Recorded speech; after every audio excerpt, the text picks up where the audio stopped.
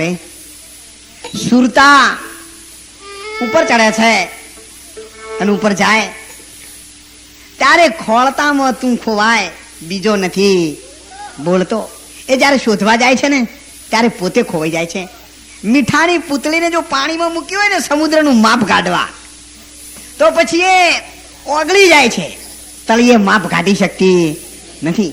એમ સુરતા શબ્દને શોધવા માટે જાય છે, પણ જેની અંદરથી જે પેદા થયેલું હોય છે એ જગ્યાએ પહોંચે છે ત્યારે એની અંદર એ સમય જાય છે, પછી એનો અંત લાવી શકતું નથી. એટલે પેલા તો શૂન્ય હતું સાંભળો, નતું કોઈ સ્થાન, અગમ અલોપ વસ્તુ હતી, એનું નતું કોઈ નામ કે નિશાન. પણ તેમાં સત્તા સર્વ હતી, સૃષ્ટિ લીલાની માય, એક બીજમાં મોટો વડ છે, ફળફૂલ તેની માય. પ્રેમ પુરુષને પ્રેમ હુઓ, જપ રૂપ જોવાને કાજ, અગમથી બ્રહ્મ પ્રગટ કીધો અને રૂપ લીધું મહારાજ. બ્રહ્મના એક ભાગથી થયું આત્મા રૂપ અને બ્રહ્મના બીજા ભાગથી થયા 5 તત્વોના સ્વરૂપ. એટલે એક ભાગમાંથી અડધો ભાગ આત્મા સ્વરૂપ થઈ ગયો છે અને અડધા ભાગમાં આખી દુનિયા રચાણી છે. એમાં 7 કોટી સાહાર, 8 કોટી પર્વત, 9 કોટી નાગ તે દિનોતા.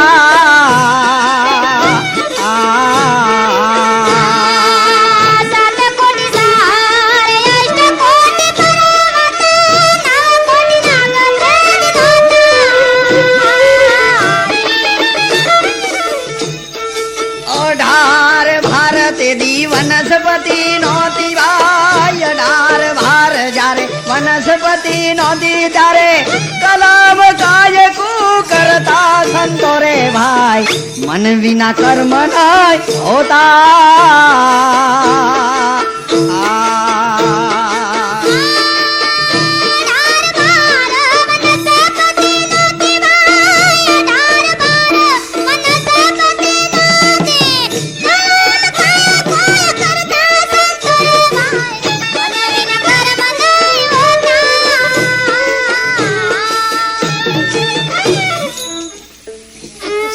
કોટી સાહર, 8 કોટી પર્વત, 9 કોટી નાગ, 18 ભાર વનસ્પતિ, આ બધું કોઈ નહોતું.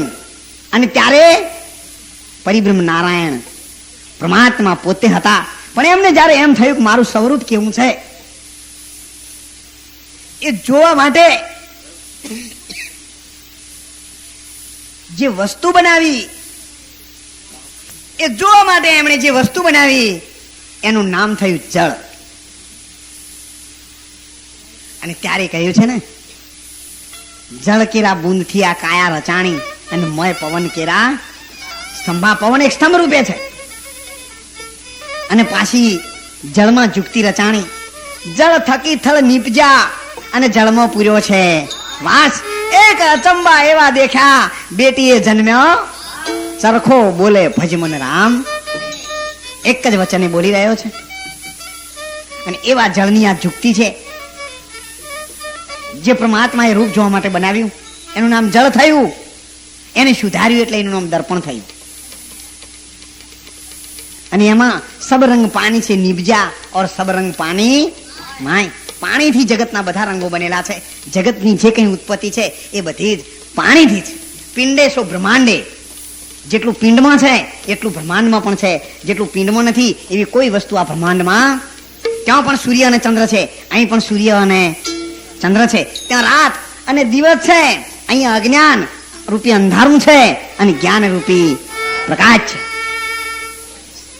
જગતમાં નર અને નારી છે, અહીંયા સુરતા અને શબ્દ છે. ત્યાં ગંગા જમના અને સરસ્વતી છે અને અહીંયા પણ ગંગા જમના અને સરસ્વતી છે. ત્યાં ગગન મંડળ છે, અહીંયા પણ ગગન મંડળ છે. ત્યાં ધરતી છે, અહીંયા ધરતી છે. ત્યાં પાતાળ છે, પાતાળ છે. એના દેવતા શેષનાગ છે, એના દેવતાજી બ્રહ્માજી છે અને એના દેવતા વિષ્ણુ ભગવાન છે. અને તેના ઉપર સંતોએ કહ્યું છે,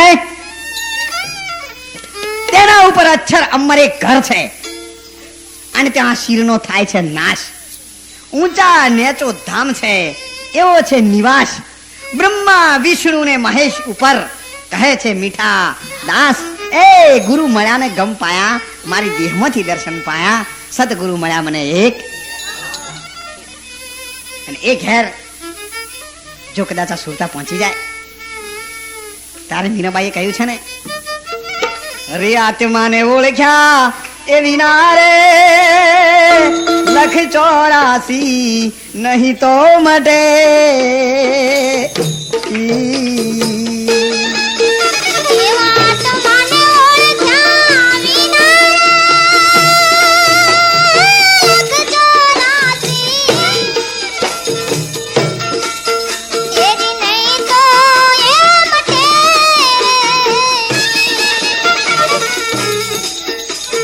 ભ્રમણાને ભાગ્યા વિના રે એ ભવના ફેરા નહીં તો મટે.